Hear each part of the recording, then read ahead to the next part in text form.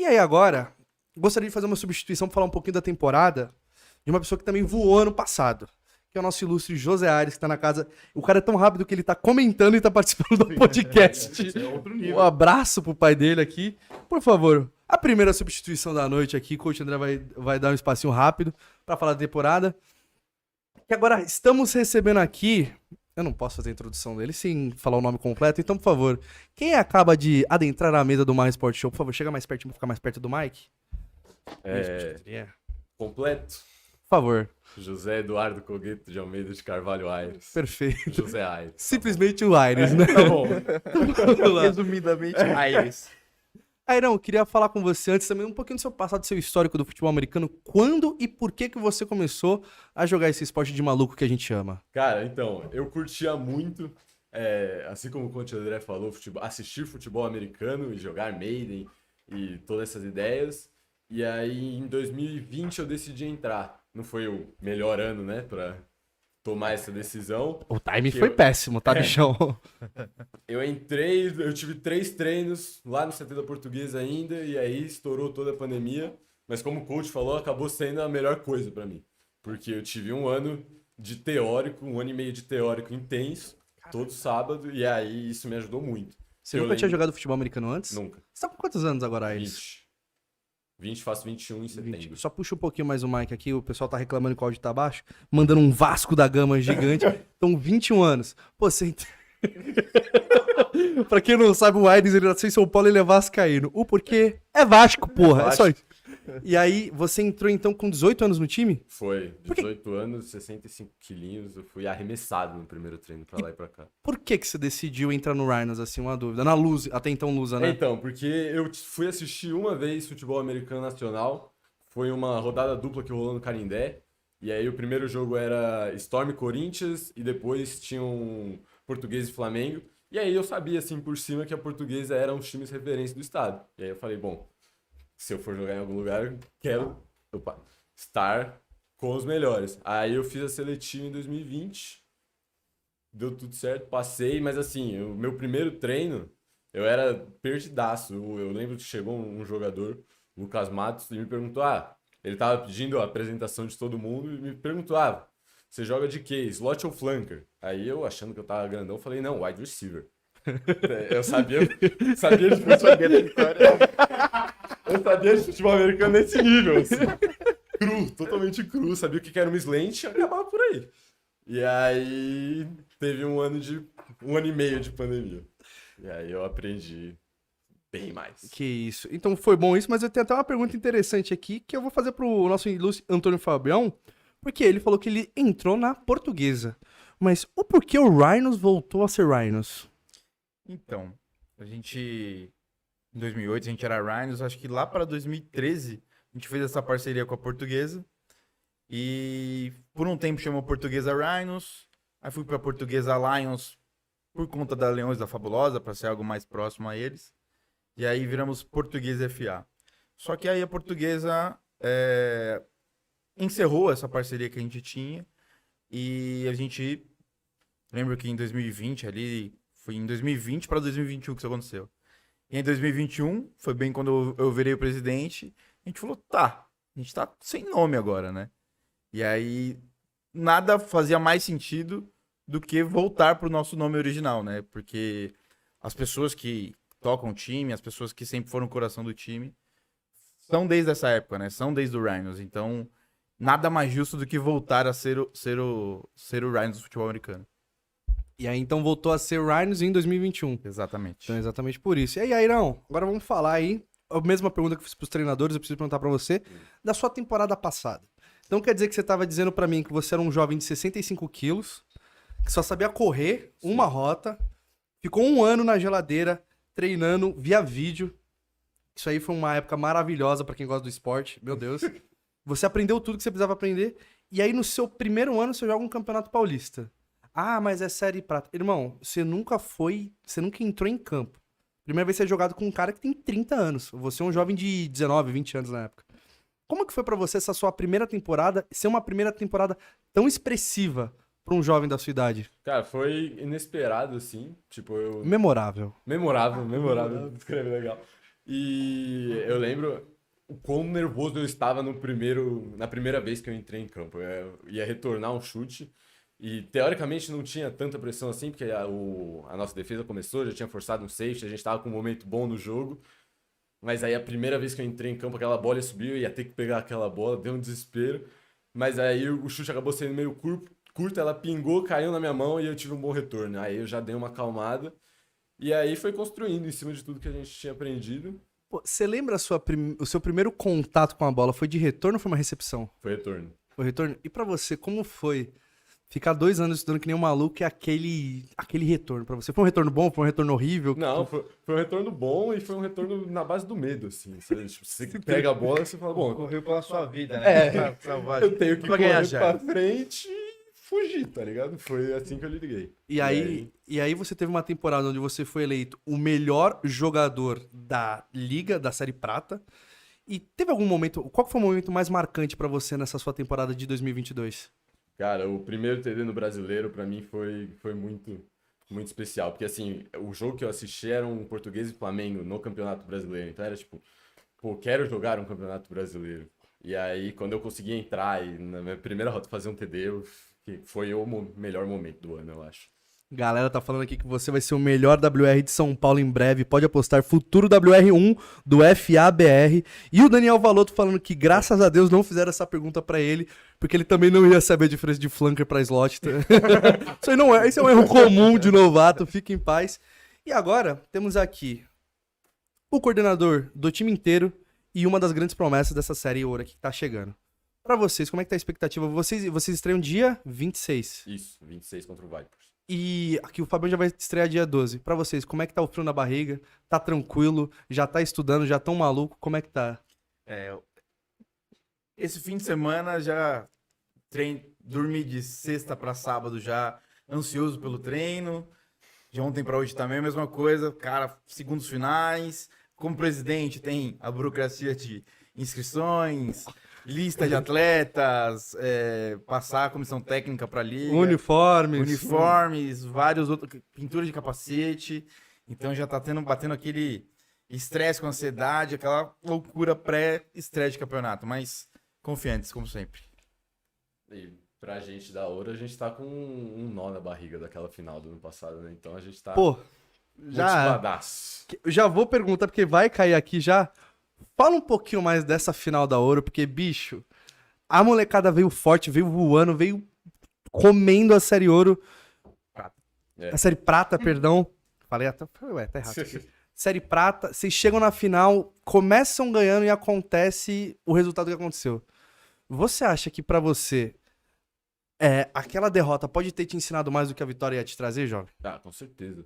E isso que, assim, a gente veio do que tinha sido nosso melhor jogo na Prata. Não foi o jogo que a gente tinha pontuado mais, mas a semifinal contra o Moca a gente tinha executado melhor, tanto no ataque, quanto na defesa, quanto nos times especiais. E aí a gente começou o jogo frenético, 9-0, e dali pra frente as coisas começaram a dar errado. E aí você tem que aprender a lidar, infelizmente, né, com a frustração de chegar ali tão perto, uma jarda, de fazer um touchdown que poderia... Ficou ansioso demais pelo título, né? Sim. E acabou não tendo o título. Basicamente isso. E aí fica a lição e fica a motivação pra ser melhor. Porque no fim das contas a gente não ganhou, né? A gente conseguiu o acesso, que era o objetivo, mas queria ter sido campeão. E aí vem até a pergunta pros dois. O que faltou naquela final pra reverter aquele placar? Cara, eu acho que o fator experiência, tanto dos atletas como minha também. Foi a primeira final, assim, como head coach. Foi a primeira final. Então, é o que eu falo, né? Quando eu vejo que eles não estão executando, eu não penso, pô, executem, sabe? Não é isso que eu pensei. Cara, como que eu posso instruí-los para que eles cheguem no que a gente quer? Que palavras eu posso usar para melhorar isso? Que jogadas eu posso mudar para que isso aconteça? E ali a gente não se encontrou. Foi um dia de aprendizado, porque foi uma boa temporada regular, a gente estreou muito bem nos playoffs, e ali na final as coisas, eu acho que erros que a gente não conseguiu corrigir nos outros jogos, que não pesaram por N motivos, na final pesaram e custaram caro, né? E aí foi, desde então, reflexão sobre o que precisa melhorar, o que a gente precisa amadurecer, o que precisa mudar nas chamadas, como que a gente extrai o melhor dos atletas, e é por aí o pensamento. E agora você, Aires, um jovem, uma das maiores promessas do estado de São Paulo pro FABR inteiro, tá vindo de um vice-campeonato estadual, de terceiro colocado do Campeonato Brasileiro, onde você teve um excelente campeonato, você tá voltando pra ouro. Muitas vezes, quando o jovem começa a jogar muito bem, ele se empolga. O que que você vai fazer e como o Aires, o que que você vai fazer pra manter o pé no chão e o que que o Aires volta diferente de um Campeonato Brasileiro pra uma série ouro da SPFL? Cara, eu acho que volta mais experiente, querendo ou não, mais calmo, porque no primeiro ano tem toda uma emoção, né? O primeiro Campeonato Paulista, o primeiro Campeonato Brasileiro, o primeiro Paulista de Flag. E aí agora, bom, a gente já teve a primeira fase excelente, que a gente classificou em primeiro, conseguiu o bye, a gente já teve a frustração da final, então levar um jogo de cada vez, sabe? Sem querer entrar naquele papo clichê de jogador de futebol, mas Ah, vai pra garantir 3 pontos, né? no fim das contas é tudo que a gente pode controlar é o primeiro jogo. Então, é isso. E o que você vê, qual que é a maior motivação do Aires pra temporada de 2023? Onde você quer chegar nesse Campeonato Paulista só por enquanto? Campeão. E agora, ano passado você ganhou o MVP e perdeu a final. Se esse ano você tem a possibilidade de ganhar um campeonato e nem receber um passe, o que você prefere? Ganhar o campeonato. É isso. Ganhar o campeonato. Se eu ajudar o time de algum jeito, ganhar o campeonato. Tem algo muito legal sobre ele que nunca deixou eu subir todo essa mídia, esse hype sobre ele. Não mudou, nunca mudou a postura dele no treino, nunca mudou a postura dele comigo. E esse ano, né, a gente tava treinando todos os atletas juntos. E aí chegou o momento de, tais pessoas estão na diamante, tais pessoas estão na ouro. E quando eu fui. Achavam que ele estava na diamante. Aí eu conversei com ele, olha, cara, eu acho que você precisa passar pelo processo todo. Acho que vai chegar. Ano passado você jogou como novato. Esse ano você vai jogar como o experiente. Eu quero que você seja essa referência também para os WS da Ouro. E você vai ficar. E em nenhum momento ele sabe. Eu queria tanto. Ele já estava. Claro, vamos. Pode contar comigo. É isso. Então nunca deixou subir a cabeça. E se ele deixasse subir a cabeça, não seria um problema, assim. Obviamente a gente ia ter que conversar. Eu ia ter que puxar ele pra baixo. Ainda bem, né? Eu ia ter que puxar ele pra baixo, conversar com ele, porque ia ser algo que poderia acontecer. Não seria anormal que isso acontecesse. Mas como o pensamento dele já foi sempre dentro da nossa cultura, assim. Foi sempre sobre o melhor pro time, não só dele. Assim, então... E é um negócio que, inclusive, em 2020, no ano de pandemia e tal, Zoom, você chamou o Paulinho pra conversar com a gente uma vez, os WS do Academy, e isso pra molecada fez toda a diferença. Você tem um cara que nem o Paulinho, assim. E aí ele falou um negócio que ficou muito pra mim, que ele falou: potencial é tudo aquilo que você ainda não é. E eu ainda não sou campeão no futebol americano, eu quero ser. Então, esse é o objetivo. Essa frase me machucou um pouquinho, viu, bicho? Aí foi... Porra. Crise existencial no podcast. Né? Nossa senhora, o cara me deixou O Paulinho triste. falou, eu fiquei tipo, é verdade. E aí, tipo, ganhou MVP, foi jogador número 1, mas Parabéns. foi vice-campeão. Acabou o ano, MVP, etc. Ele, coach, o que eu posso melhorar? Manda um áudio assim, você pode até demorar, manda um áudio pra mim, etc. Quero saber que pontos que eu preciso melhorar, físico, tático, e aí a gente conversou sobre isso e tudo mais. Então não tava, você viu que eu sou top 1 da... Não, coach, e aí? Quero mais, sabe? Então E aí, vai dar bom. E aí ele falou que ele é um jovem que foi até veio do Flag também. Eu achei isso interessante, porque somos atletas do Flag, certo? E todos aqui presentes, inclusive. E eu queria perguntar pra você, como head coach, qual que é a importância do Flag Football pro futebol americano? Cara, Ou full pad, né, que a galera fala. eu acho que, como a gente não tá numa estrutura de pegar jovens desde os seus 10 anos de idade para praticar futebol americano, tem a questão financeira. Eu acho que o Flag vira um recurso para você colocar em prática fundamentos do futebol americano, ganhar experiência. Ele poderia ter tido, sei lá, 10 jogos no ano passado de futebol americano, mas com o Flag foi quase para 20 isso. Então é alguém que pôde, através do Flag, também se desenvolver, também criar uma maturidade de jogo, assim. O cara tem fôlego, você vê que o cara é jovem quando ele participa de 20 partidas no... Você lembra que eu falei que eu parei, né? Eu parei com o Flag 2016, porque eu não tava mais dando.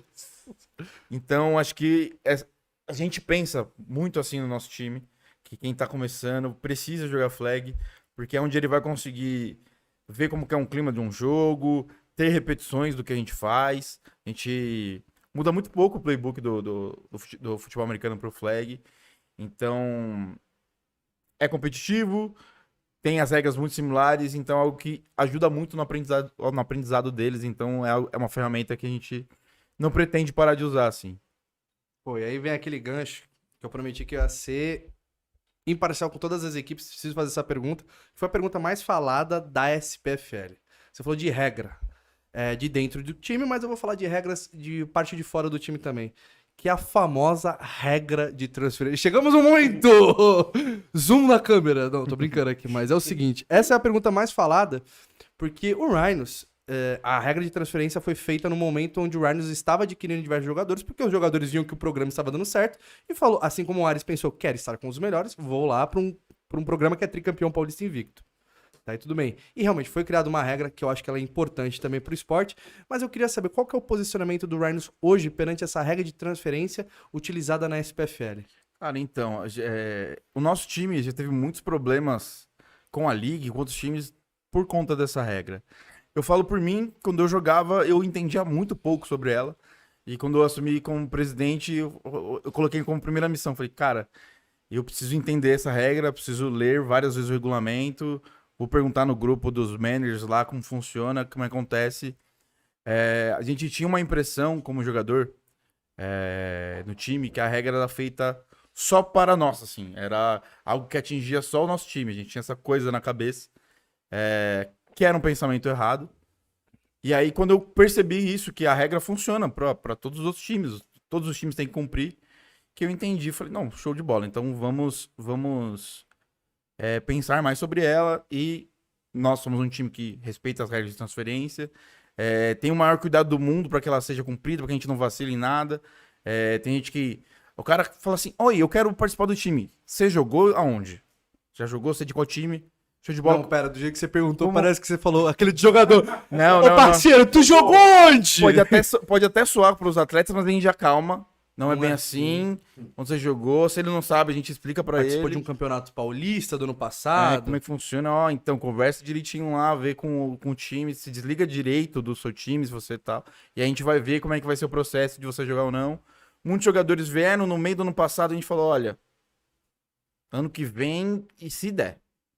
Se der, a gente precisa ver se dá pra transferir você, porque a gente não quer atravessar mais nada, assim. A gente já errou muito nisso e toma o maior cuidado do mundo pra isso. Eu acredito que a regra é uma boa ferramenta, assim, pra manter o cenário. Os managers votaram, então ela tem que ser executada. Tá no regulamento que todos aprovaram. Então, como é uma liga, a maioria dos votos cumpre. Se eu não concordo, eu me retiro. Se eu não concordo a ponto de não aceitar, eu me retiro. Mas estamos lá. A gente acredita que a SPFL é um dos melhores.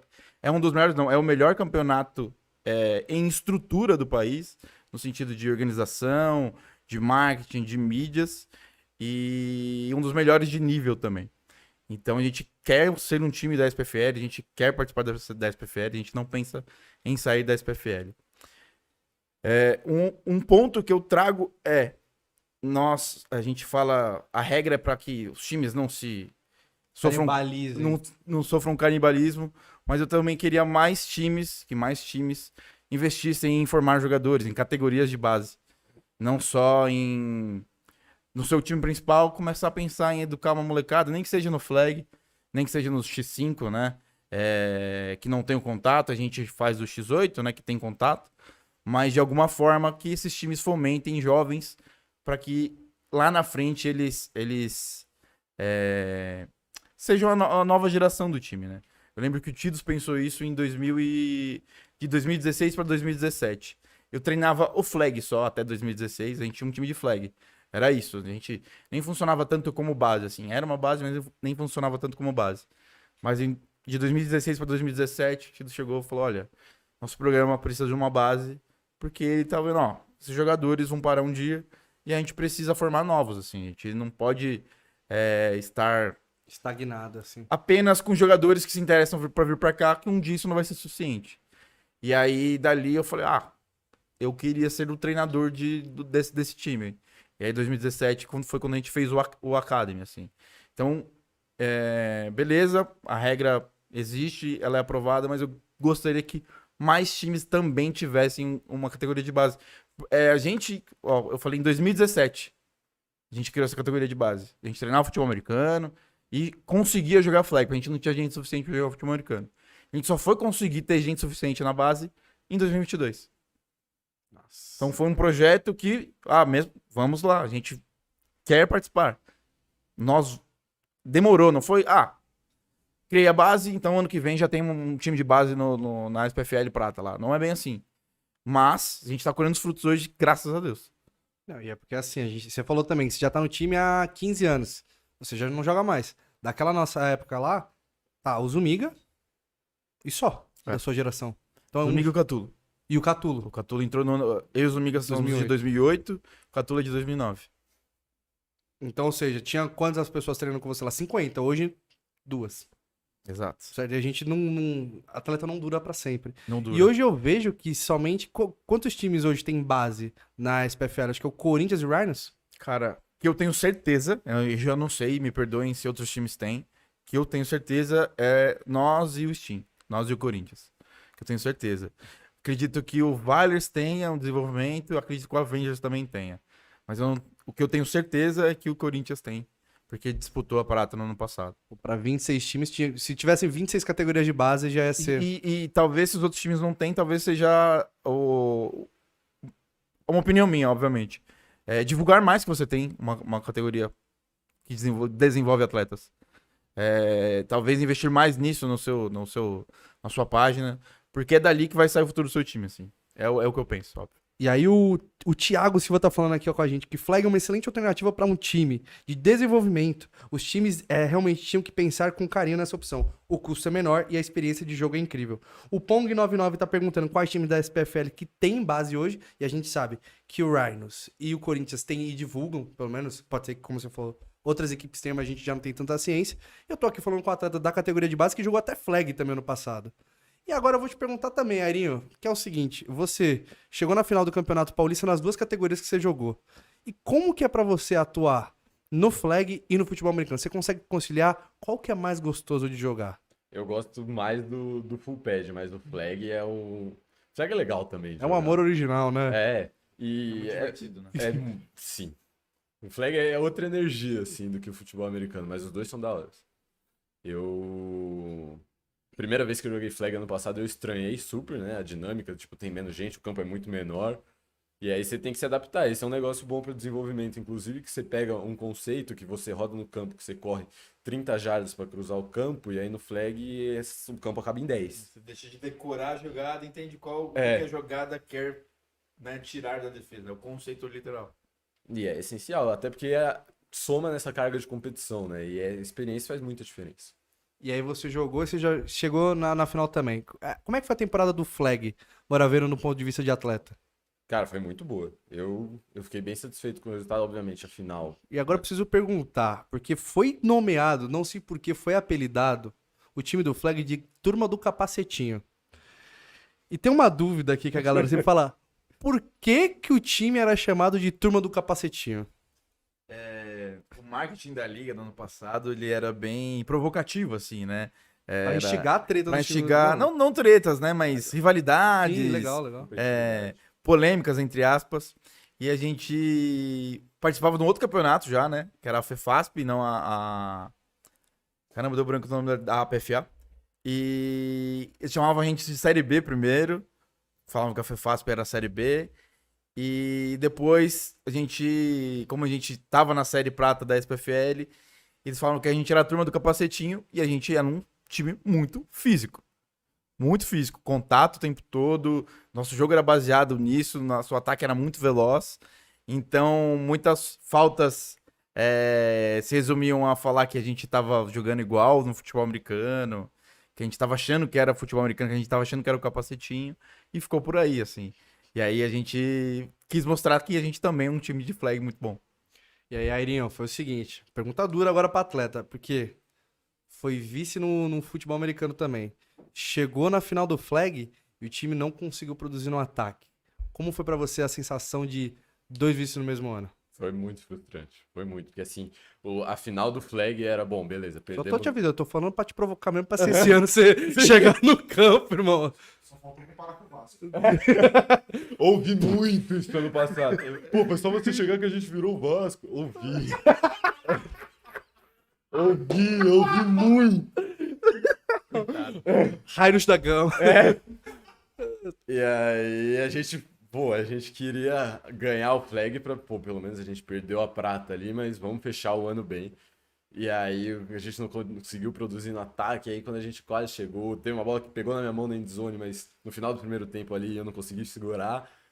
E foi assim, a gente tava com o jogo caminhando na última campanha com a chance de ganhar e beleza, respirar fundo e falar, bom, perdemos a prata, mas o flag deu certo. E aí a gente ficou com mais esse azedo, mais uma motivaçãozinha, mais um pré-treino. Mais uma gasolina no tanque. E Arão, eu queria te perguntar agora. Qual que é o mais longe que você quer chegar com o futebol americano na sua vida? Cara, a maior meta de todas é ser campeão brasileiro como atleta. E eu pretendo ter mais, não sei quantos anos de futebol americano na minha vida, e eu estou me formando em educação física como coach, então eu pretendo fazer do futebol americano a minha vida. Não sei se como presidente, porque aparentemente é um trampo. Não, ele tem um... Eu tenho que fingir que é bom, né? Senão ninguém vai querer, é verdade. Porra. Mas ser campeão brasileiro pelo Rhinos. Essa é a maior meta como atleta. Gostei que ele especificou. Não é sair do Rhinos pra ganhar o título, não. Tranquilo, que você não vai sair daqui nunca. Sinto muito. E aí vem a pergunta. Seleção é um sonho seu? Eu tenho bastante esse sonho de ser reconhecido como um dos melhores do país, mas assim, não é um negócio que vai tirar o meu sono se eu terminar minha carreira sem ter vestido a camiseta da seleção. Então, Eu lembro que a gente teve essa conversa no grupo do Academy, que, minha meta é ser jogador da seleção brasileira e tal. Falei, cara, é legal isso, mas eu falei, vamos mudar um pouquinho a frase, vamos ter como meta ser um atleta a nível de seleção brasileira. Porque a convocação pode se dar por...